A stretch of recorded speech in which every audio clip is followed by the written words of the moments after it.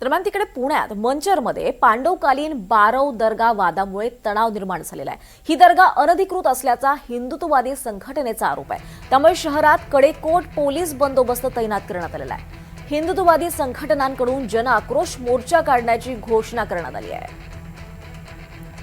दरम्यान दिवसभरात या प्रकरणात आणखी कोणत्या घडामोडी घडतात याकडे संपूर्ण जिल्ह्याचं लक्ष लागलेलं आहे आणि याचाच आढावा घेतलाय आमचे प्रतिनिधी अविनाश पवार यांनी।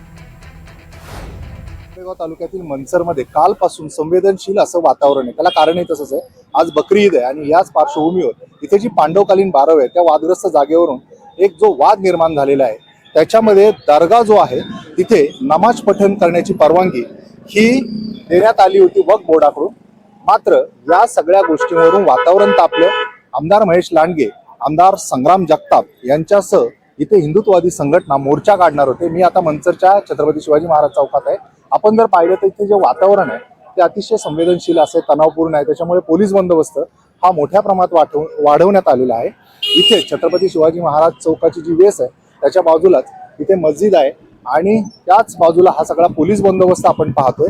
आता पांडवकालीन बारवेच्या तिथे असणारी जी दर्गा आहे तिथे जी वक्फ बोर्डाने परवानगी दिली होती नमाज पठणाला, तिथे पोलिसांनी मध्यस्थी करून दोन्ही समाजातील नेत्यांना बोलून याबाबत समेट घडवलेला आहे आणि आता तिथे कोणत्याही प्रकारे नमाज पठण होणार नाही असं सांगितल्यामुळे काहीसा या बाबतीत आता जो काही दिलासा आहे तो प्रशासनाला मिळालेला आहे। हिंदुत्ववादी संघटनांनी जो मोर्चा होता 9 वाजता तो इथे न घेता या बाबतीत आता पुढील भूमिका आम्ही स्पष्ट करू असं सांगितलेलं आहे।